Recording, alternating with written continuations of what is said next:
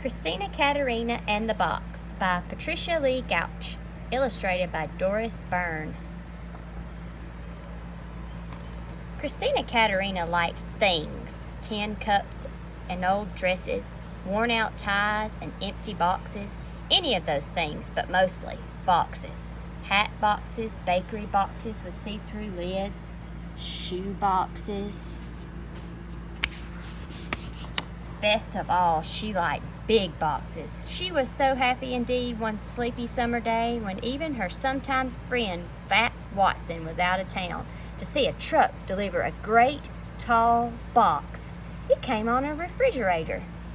"Oh, how grand and new," Christina's mother said, looking at the refrigerator. "It really is. Oh, it really is," said Christina, looking at the box. And she quietly claimed the box for her own and dragged it under the maple tree. To her mother, who was very neat and tidy, it seemed that boxes were for basements or trash barrels, not for front yards under the apple tree, but she decided that it couldn't hurt. It couldn't possibly hurt for one day or two to have the big box in the front yard, there under the apple tree.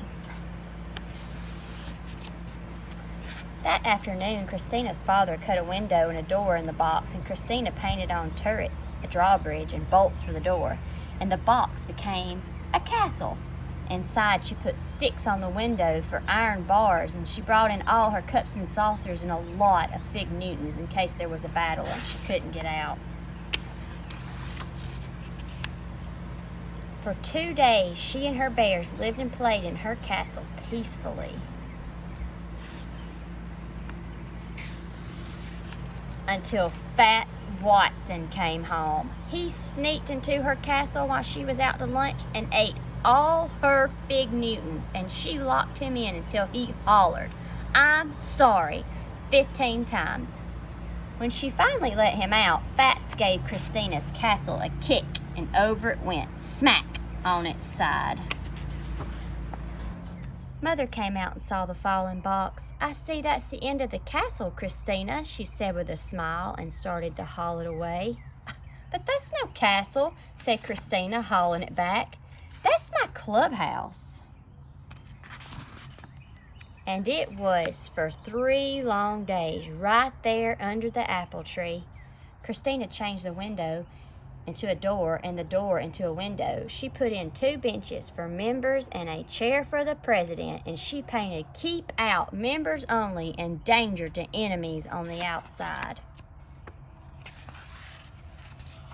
And she let Fats join. Then they met in the clubhouse, which was very dark when the door was closed and very secret, and they spit on a nickel and swore to be friends forever. And they were. Until one day, when Fats got angry at always being vice president, he climbed on the clubhouse roof and promised to sit there until Christina made him president. Until the roof caved in first and Christina disbanded the club. When Mother saw the satin box, she brushed her hands together. Now she would have her nice, neat yard. "Well," she said, "that is the end of the clubhouse," and she tugged it towards the street. "But that's no clubhouse," said Christina, tugging it back again. "That's my racing car, Hermione, and I'm late for a race." Before speeding off, Christina put the top on the bottom, turned the window into a cockpit, and on the sides painted 2 magnificent curling silver horns, which she blasted at Fats every time she rounded the apple tree. For 2 days, she raced around the yard and won every time. Until Fats said he'd take a look at the motor, that it didn't quite sound right.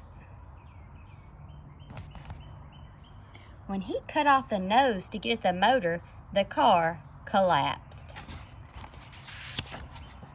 Christina's mother was relieved. "Well, that is the end of the racing car," she said, and she pulled the cardboard toward the trash barrel. "But that's no racing car," said Christina, pulling it back again. "That's the floor of my summer mansion, and I'm going to have a ball." And she did, right there under the apple tree. She patted the box out flat and drew furniture on each flap.